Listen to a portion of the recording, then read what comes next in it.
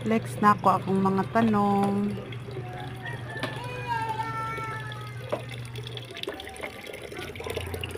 Dili sa amo ang palibot.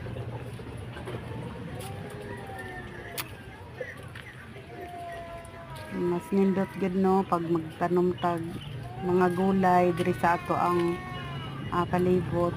Oo, panit siya. Kalabasa kaya magisagaw sa among gulay. Gulay is life. Kumain tayo ng gulay para hahaba pa ang ating buhay. Fresh na fresh. Nindot kaayo pag magsigig ulan kaya ang ato ang mga tanom, mga kuan gid siya, fresh na fresh. Salamat sa nagtanom, kugihan kaayo siya nga nagtanom. Di nami mamalit sa tindahan kay naana sa amo ang pinsaran ang mga tanom na alagaan para mas madugay pa siya. So, salamat kaayo kay mao pud na akong adlaw ng sultan.